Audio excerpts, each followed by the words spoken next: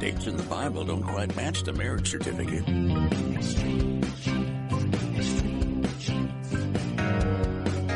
Uh-oh.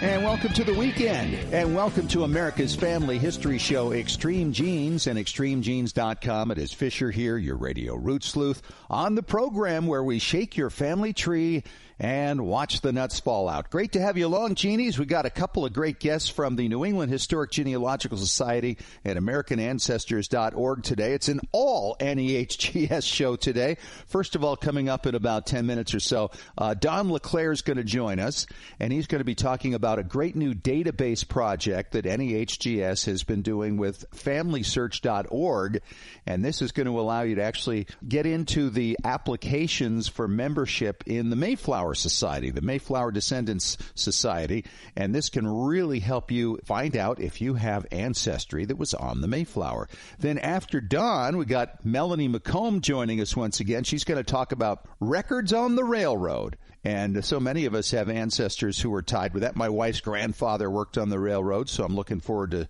hearing what Melanie has to say. And, of course, David Allen Lambert, he's always present for our family histoire news right now, and then, of course, later in the show for Ask Us Anything. Hey, David, you are back in Boston. What's going on there? I'm sitting in my office for the first time since March. I'm delighted to be here. I had some work that I have to do, so I will be here on a day that we're closed to the public so I can get some work done for the upcoming year. Sweet. Well, it's great to have you back. Boy, there's a lot of things happening right now. First of all, as we know, Ancestry, a couple of weeks ago, they updated their ethnicity report. Now Family Tree DNA has done the same. And, of course, we get the usual reaction of, well, was it wrong before? Was it, No. It's just getting improved. It's getting to the point where you can narrow down where your people were from a little more easily. And it'll change again in 6 months. So just relax and enjoy it. Fold 3, they've come up with a new database. It's a collection of unit histories and photos and journals from Phan Rang Air Base in Vietnam. And this is great to see they're finally starting to move into the Vietnam era. We haven't seen a whole lot of that up to this point. And then, David, the oldest Roman body armor ever found has been discovered in Germany, and it dates back to 9 A.D. How cool is that? Well, I don't think I want to wear it now. I don't think it's going to protect you well. It's probably pretty rusted. Yeah, I would think that's true. Well, speaking of veterans, on Family History News, we lower our flag to remember another Tuskegee Airman. Unfortunately, we have lost yet another gentleman. He was 95 years old, Major George W. Biggs from Arizona. And Fish, he enlisted when he was 18 in 1943. And Major Biggs didn't only serve in the Second World War. He also served in Korea and in Vietnam, flying airplanes all the way through until the 1970s. Man, we are losing a lot of the Tuskegee guys. Not many of them left. Well, I've talked to you before about the Titanic. So, of course, the Titanic was discovered back in 1986 by Bob Ballard, and basically they were going to leave it alone. It was not going to be touched. That's changed a little bit, and the court order has changed it even more so. So now they're actually going to cut into the Titanic and take out the Marconi device. Of course, many people know the Titanic sent out a distress signal. They're hoping to find whatever's left of that Marconi machine and bring it to the surface. Wow. That'd be some piece of history to have on display for people to see. I think so. And they're worried that it's going to get lost, so that's why they're doing it. They're not looking for treasure, per se, more than trying to find answers.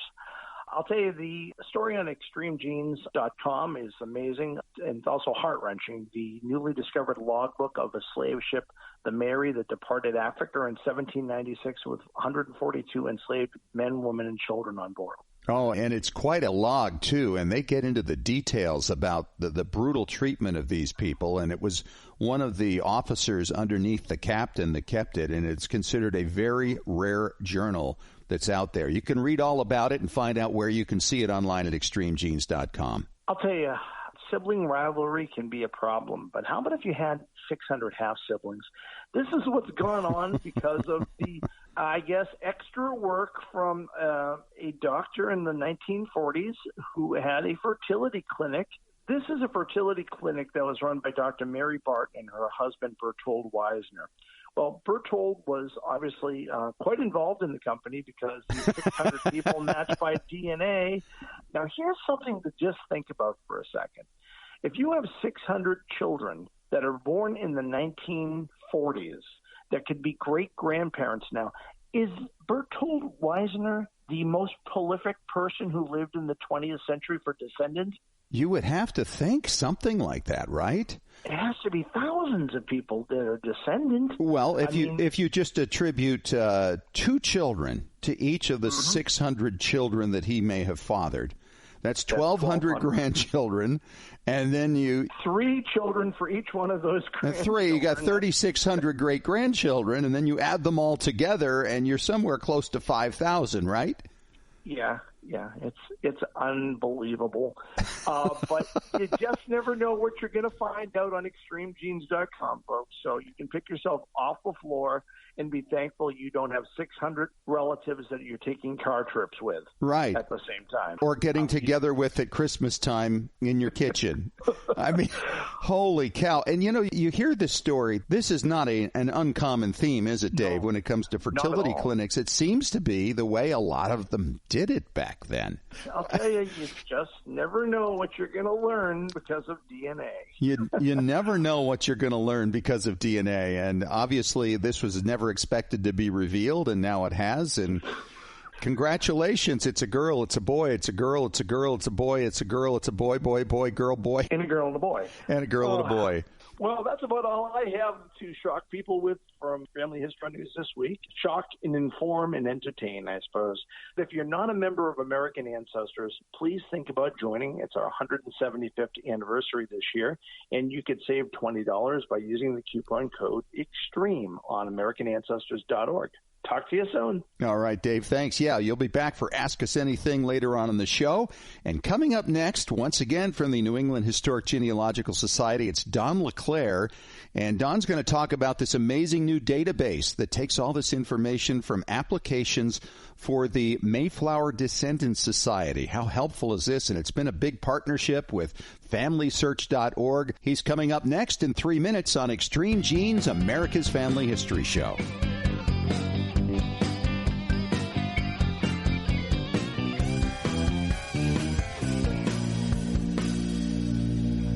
At Legacy Tree Genealogists, we provide families like yours with the stories of your ancestors, a legacy that will be cherished for generations to come. Legacy Tree Genealogists provides genealogy research for clients worldwide, helping them discover their roots and personal history through records, narratives, and DNA analysis. And when your research requires access to on-site archives in the countries your ancestors lived, Legacy Tree Genealogists has researchers in more than 100 countries around the globe who know the local language and how to get their hands on the records you need. Legacy Tree Genealogists is the recommended research firm of genealogy industry leaders worldwide, including MyHeritage, 23andMe, and more. Check out what our clients have to say. Absolutely the best. They communicated through the entire process, and my report arrived on time. The story of my family with supporting documents was very fulfilling. Tom G. Google review. Don't wait any longer. Request your free quote today at legacytree.com. Legacy Tree Genealogists. We do the research. You enjoy the discoveries. You know, whether you're new to family history, a seasoned pro, or you simply missed the event in years past, now's your chance to connect at Roots Tech Connect, the world's largest family history conference. For the first time ever, this event is 100% virtual and 100% free. That's right, virtual and free. Now you can discover your heritage from wherever you are. Imagine 3 full days of discovery, dozens of classes to choose from, taught by presenters from around the world, all from the comfort of your couch. Oh, and don't forget the exciting celebrations of music, food, dance, and traditions from around the globe. Enjoy inspiring keynote addresses and learn from top-notch speakers and see yourself in the story of the human family. Discover your story. Discover Roots Tech Connect. Live online February 25th through 27th, 2021. Register for free at rootstech.org. That's Roots Tech Connect, free at rootstech.org. Well, genies, what a time we're all going through right now. And with all this time on our hands, you probably agree the best lemonade we can make out of this is to sharpen our genie axes and learn how to extend our family trees, gather more photos and documents, and discover those remarkable family stories our descendants can benefit from for generations. Well, I have more time now, too, and I want to help you learn what you need to know. That's why I've created a new Facebook group, Genealogy and Family History Breakthrough Strategies. I'm so pleased that so many of you have already signed up and are helping us to create a supportive community of family history researchers. On this page, we can brainstorm and share ideas on how to tear down those brick walls that we all have. So feel free to join us. The Facebook page again is Genealogy and Family History Breakthrough Strategies. Feel at home with others who live in our genie world and want to make the most of this unique time. Genealogy and Family History Breakthrough Strategies. Join us.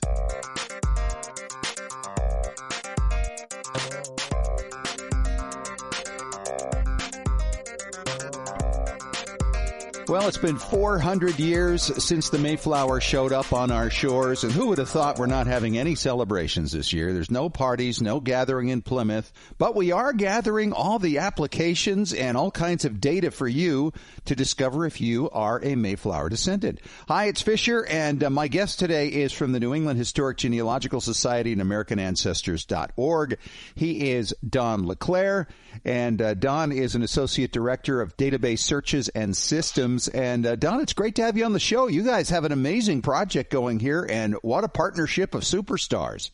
Oh, thanks, Scott. It's great to be on the show. So, yeah, we've been working closely with the General Society of Mayflower Descendants and Family Search for the last 3 years on this project to digitize and make available the Mayflower applications and the trees based on that information as well. Now, there's got to be millions of names in these applications because you've got like 6 figures worth of applications, right?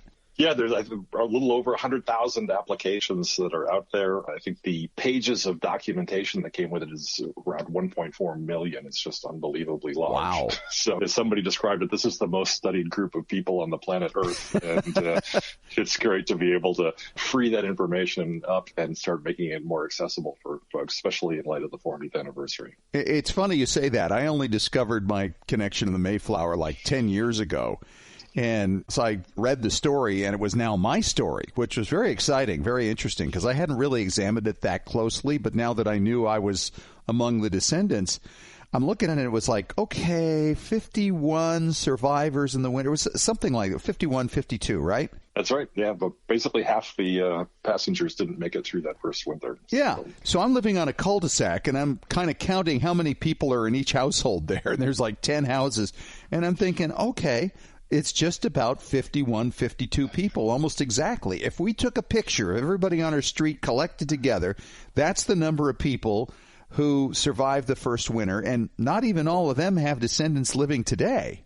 That's true. That's true. So it's been a pretty hardy group to make it through that. But the guess is something like 30 million descendants from these people. That's the thing that blows my mind. Yeah, and they're all around the world. A pretty amazing story from both a genealogy perspective and also history. They made it through. Yes, they did. And flourished. Incredible. And I would imagine for you being involved in this project, you must be a descendant as well. I am indeed. So yes, we've actually joined the society last year. So I'm a descendant of John Alden and had that one validated. And I've got a couple of other suspects, but I haven't gone through the process to have them fully validated yet.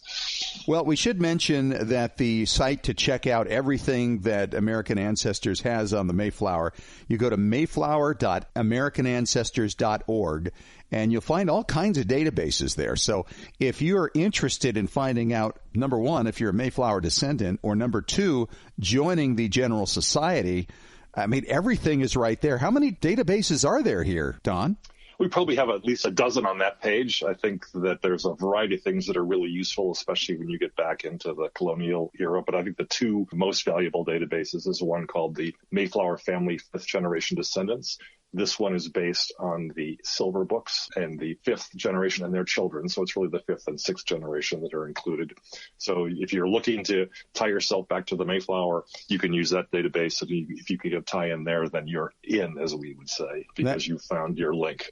Right. That's very helpful. And that's why people typically only have to research back to the early to mid 1700s, because the first 5 generations are already done. And that would include, by the way, the passenger on the Mayflower, right? That's the first generation. Yeah, right. The first generation. We start from 1, which is a passenger, and then go from there. So that's been really helpful. But I think the new project we just talked about at the beginning here is this project to digitize the applications and make that information available. And that's going to get you down to generations 11 to even 13.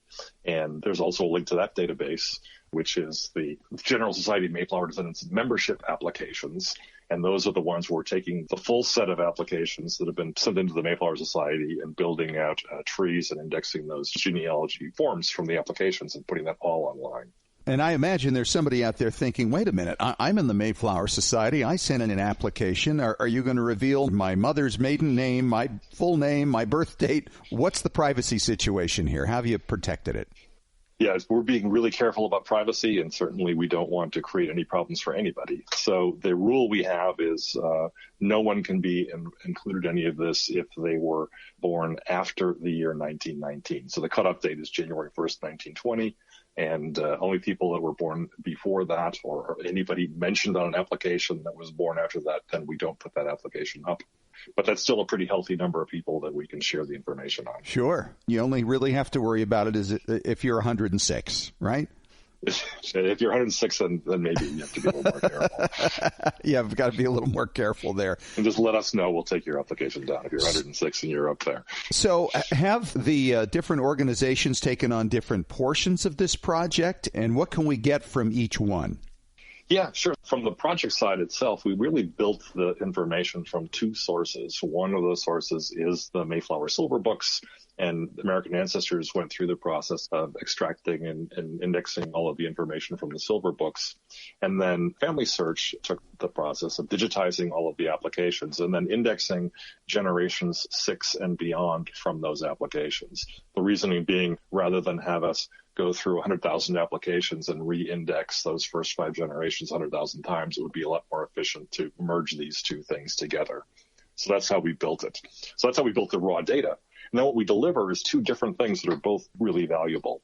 So one of those are trees based on the descendants of the Mayflower passengers. And those are available on Family Search with their genealogies. And they're partially available now. When the whole project's complete, they'll all be available online at Family Search. And on American Ancestors, we're making those trees available by passenger on our tool, which is called American Ancestries, and you'll be able to get to that from the American Ancestors website. And then the second delivery that we have here at American Ancestors is the actual application forms themselves for those people that were born before 1920. And that's roughly 40% of the applications will be online where the applicant was born before 1920, and then we can have their actual form online as well as having the data from their form. So when did the General Society start taking memberships? I should know that off the top of my head. I believe it's about 1878. It was in the late 1800s. Okay. So basically there's about 2 generations of applications to join the society, from 1920 back to 1878, right? Oh, yeah. Yeah. So it's a really large number. I think that we have something on the order of 30 some odd thousand based on the families we've done so far. So wow. That's a lot of applications. That is a lot of applications. And so where's the 100,000 number come from? So the 100,000 number is all of the applications up to the present time. So obviously, given those privacy rules, we can't put all of the applications online. What we can do is take advantage of the opportunity for people like you and I who have applied to the Mayflower Society recently. In my case, my grandfather from my application and beyond would be available in these trees because he was born before 1920. I see. Whereas myself and my father are born afterwards. So my application won't be online, but the information from my application, at least for those people that qualify, will be. Got it. I mean, this is so easy. I mean, I remember signing up for this thing, and I was fortunate because I'd already documented all of my generations, so it was a snap. But I know there are many people who will apply over and over and over again because they get stuck in one particular place. But this could be enormously helpful in removing a lot of those barriers for anybody who wants to join the General Society of Mayflower Descendants. So we can go to Family Search. We can see the trees. We can also see trees at American Ancestors, right? American Ancestries. Right. And what about on the General Society site itself? The General Society is not putting these online directly. Okay. But they actually are taking advantage of it, too, because they're trying to streamline the process. As you may be fully aware, with this being the 400th anniversary, they've been sort of deluged with applications, and they're looking to really improve the processing time and be able to do their due diligence better. So they're actually taking advantage of having all of the applications in the digital form, so people don't have to go into the boxes in society to go reach out and double check other applications. Isn't that great?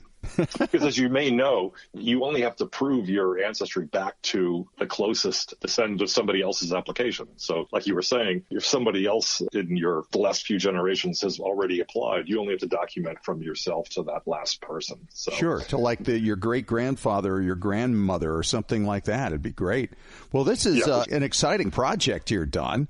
Yes, it's been a really exciting thing. I've been working on this for the last 2 or 3 years, and we've been really excited to get to the point where now we can make this stuff available to people, because certainly what we've seen here at American Ancestors, and I think in general, is that there's just a lot of interest in your ancestry back to the Mayflower, and this should make it much easier for people who would like to either just find out or definitely want to apply, to shorten that process and not have to go back to the mid-1700s to go document there. And I should mention also, it's not entirely finished yet. It's just like, what, 90% done? And maybe more like 80%. Okay, 80%. It's pretty close. I mean, we have, in our case, we have 17 of the families are completely done and available online. Within a week or two, we'll have that up to 19. So we're getting down to just the last few families, and we're looking to have that done before the end of this year. What is that number, 37, 38? No, it's actually only about 24. 24 families. They're the only ones that have living descendants at this time. Yeah, and that actually includes Moses Fletcher, who is kind of an unusual situation in that none of his family ever came. He came, but he had family he left behind in Holland, so he has some number of descendants that are pretty much mostly all in Europe. Oh, wow. So if you take him aside, there's only 23 families that came here and had descendants living in North America. That's at this time. He's Don LeClair with American Ancestors. Thanks so much for coming on, Don, and congratulations. This has been going on, for 3 years now? And it's great to finally be able to see the fruit of your labors. Thanks for having me on, and it has been a great project, so we're looking forward to people taking a look. And coming up next, we're going to be talking about working on the railroad records with Melanie McComb from NEHGS in 5 minutes on Extreme Genes, America's Family History Show.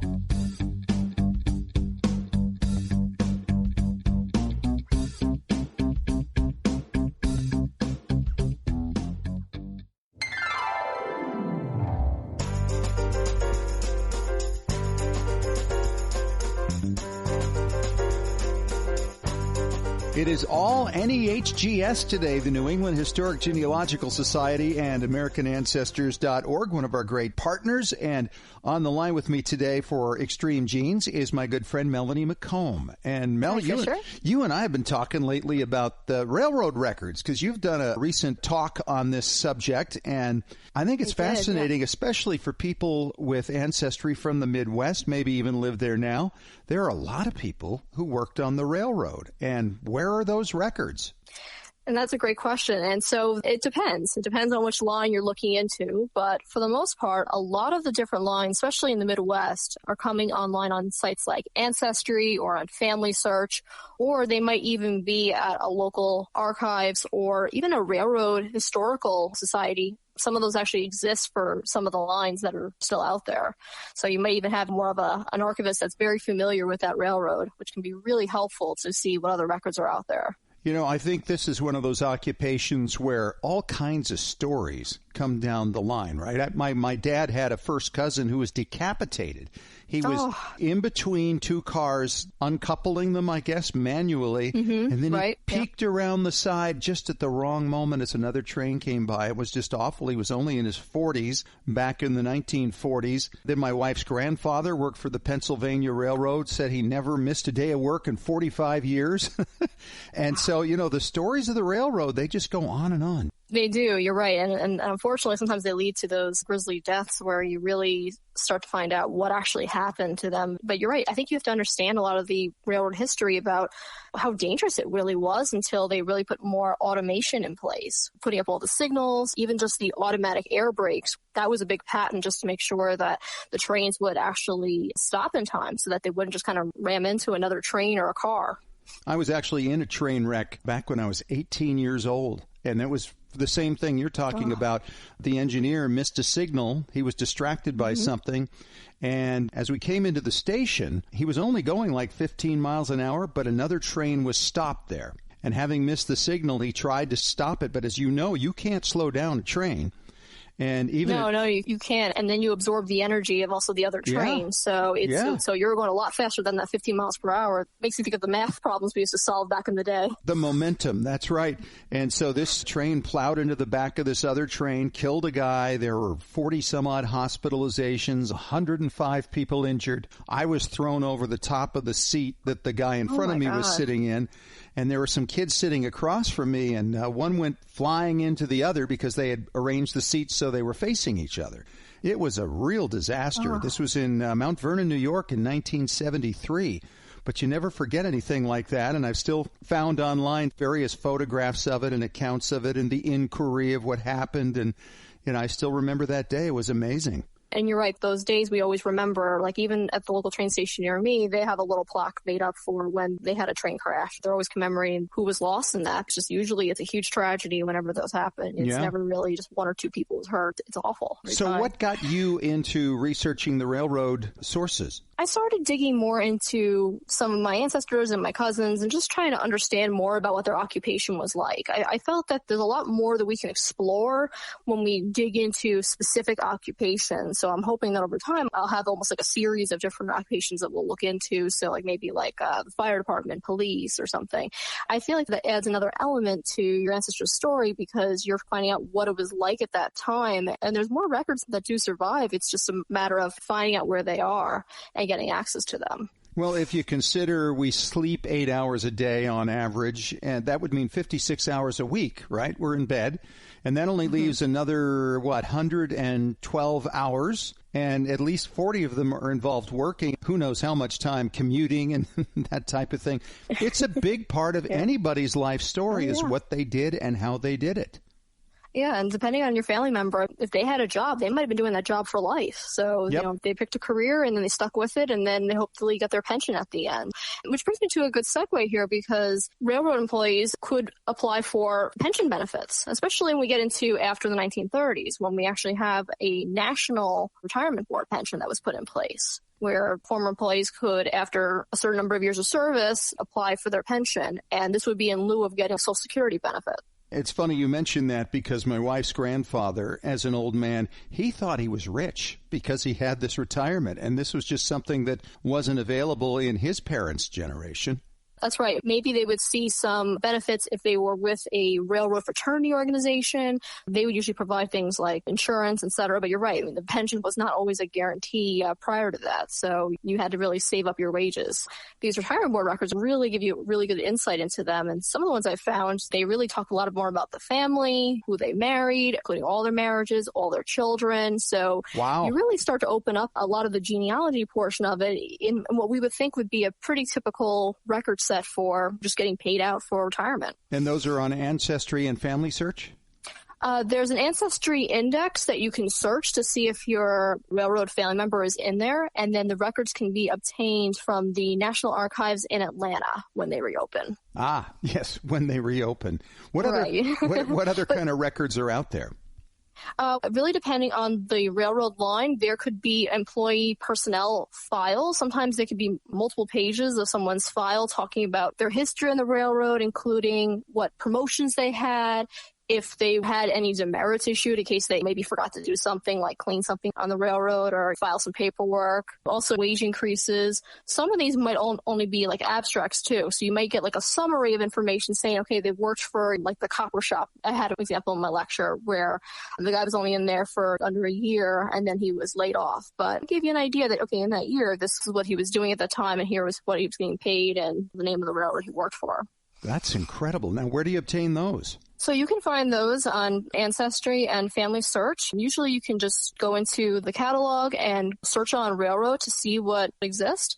And there's also a number of Railroad Historical Society directories. So you can actually see what libraries and universities have additional records as well. So in some cases, there might be more of a specific organization that's set up, though. Like, for example, in Boston, there actually is, for the, I think it's the Boston Line Service Company, they actually have their own archives. So you can actually make an appointment to go out to see what records they have. So these employee files, then, when you talk about Ancestry and Family Search, are those indexes for them, and then you have to write for them? A lot of the ones in Ancestry and Family Search are the actual digitized scans of the records. So what they have up there is probably all they have survived. So it's actually... Which railroads does that cover? So on Ancestry, we have the Chicago and Northwestern Railroad, the Utah Select Union Pacific Railroad, California. For Kansas, there's the Atchison, Topeka, and Santa Fe Railway, and the Northern Pacific Railway Company. And on Family Search, they also have the Atchison, Topeka, and Santa Fe Railroad records.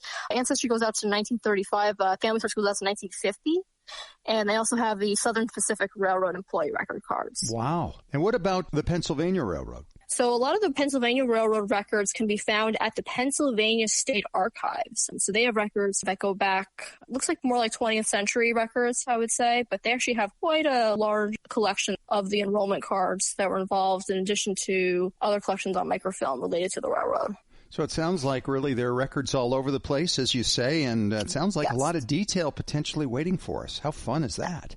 Absolutely. So a lot of fun, I think, to get into once we can start to see more of our libraries and universities open. Definitely make an appointment to check out some of these records. I think seeing what's online first will give you an idea of what else you could find out there. And you can even just simply see if you have anybody involved with the railroad just by looking at records like census records. There are even railroad directories that you can find online on sites like archive.org or Hathi Trust. She's Melanie McComb, genealogist for the New England Historic Genealogical Society and AmericanAncestors.org.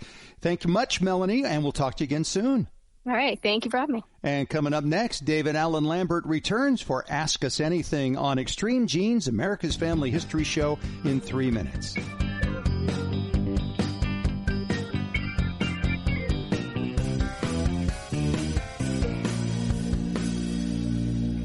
You know, whether you're new to family history, a seasoned pro, or you've simply missed the event in years past, now's your chance to connect at Roots Tech Connect, the world's largest family history conference. For the first time ever, this event is 100% virtual and 100% free. That's right, virtual and free. Now you can discover your heritage from wherever you are. Imagine 3 full days of discovery, dozens of classes to choose from, taught by presenters from around the world, all from the comfort of your couch. Oh, and don't forget the exciting celebrations of music, food, dance, and traditions from around the globe. Enjoy inspiring keynote addresses and learn from top-notch speakers, and see yourself in the story of the human family. Discover your story. Discover Roots Tech Connect. Live online February 25th through 27th, 2021. Register for free at rootstech.org. That's Roots Tech Connect, free at rootstech.org. Well, genies, what a time we're all going through right now. And with all this time on our hands, you probably agree the best lemonade we can make out of this is to sharpen our genie axes and learn how to extend our family trees, gather more photos and documents, and discover those remarkable family stories our descendants can benefit from for generations. Well, I have more time now, too, and I want to help you learn what you need to know. That's why I've created a new Facebook group, Genealogy and Family History Breakthrough Strategies. I'm so pleased that so many of you have already signed up and are helping us to create a supportive community of family history researchers. On this page, we can brainstorm and share ideas on how to tear down those brick walls that we all have. So feel free to join us. The Facebook page again is Genealogy and Family History Breakthrough Strategies. Feel at home with others who live in our genie world and want to make the most of this unique time. Genealogy and Family History Breakthrough Strategies. Join us. At Legacy Tree Genealogists, we provide families like yours with the stories of your ancestors, a legacy that will be cherished for generations to come. Legacy Tree Genealogists provides genealogy research for clients worldwide, helping them discover their roots and personal history through records, narratives, and DNA analysis. And when your research requires access to on-site archives in the countries your ancestors lived, Legacy Tree Genealogists has researchers in more than 100 countries around the globe who know the local language and how to get their hands hands on the records you need. Legacy Tree Genealogists is the recommended research firm of genealogy industry leaders worldwide, including MyHeritage, 23andMe, and more. Check out what our clients have to say. Absolutely the best. They communicated through the entire process, and my report arrived on time. The story of my family with supporting documents was very fulfilling. Tom G. Google review. Don't wait any longer. Request your free quote today at legacytree.com. Legacy Tree Genealogists. We do the research. You enjoy the discoveries.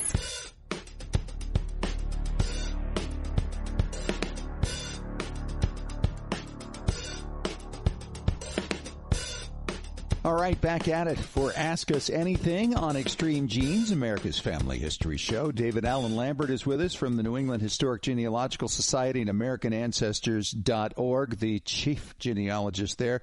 David, this is a note from Nancy Smithson from Shreveport, Louisiana. She says, guys, I've got an ancestor who came to Boston in 1635, and the ship came out of Bristol, England, but I can't find any hint of my ancestor in the records there. What should I do next? Good question. David, your neck of the woods. What do you think? Ooh, yeah, that's typical. Actually, in the 17th century, a lot of people, even early genealogists, would put down that where the ship embarked from was where their ancestor came from. But as we know now, as more genealogy is being uncovered, these ports like Bristol or Southampton or London were just places they left from, not necessarily where they lived. So you need to kind of push back even sometimes dozens or 100 or so miles and look at all the places that your ancestor possibly could be from by where the names are situated, or maybe there's even a clue in New England that points it back. People came over together with other family members, so maybe somebody on that vessel is known to be from, say, Cheshire, England, or from East Anglia.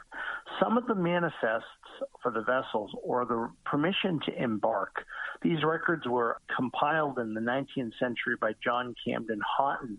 There's a very long title to a book called The Original List of Persons of Quality. Now, people will say, well, my ancestors not in they were farmers.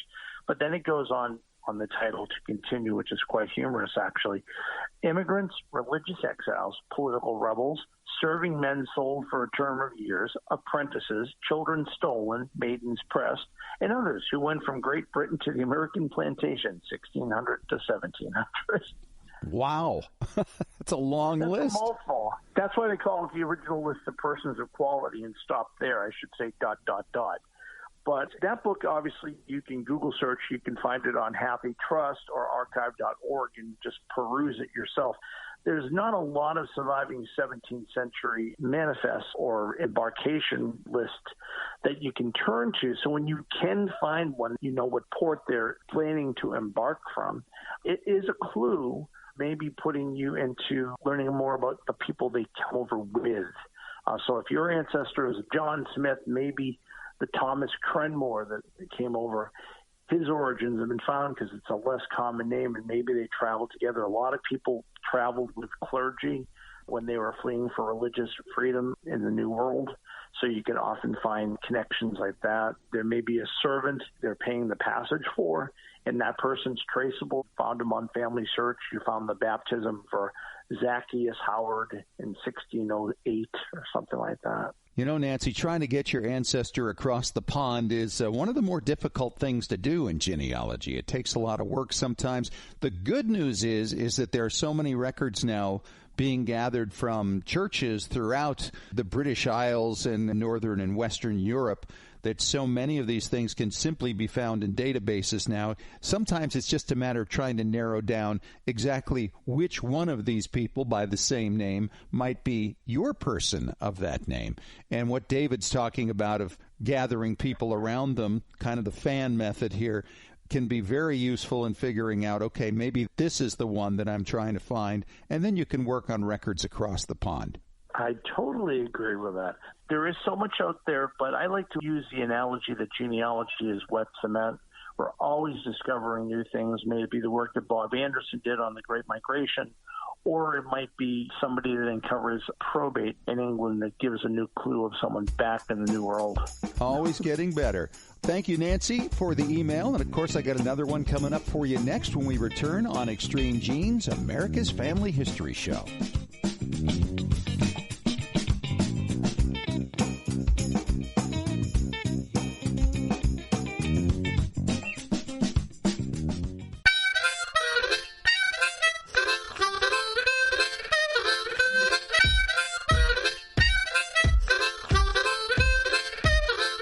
One more time around for Ask Us Anything on Extreme Genes, America's Family History Show. Fisher here, your radio root sleuth, with David Allen Lambert from the New England Historic Genealogical Society and AmericanAncestors.org.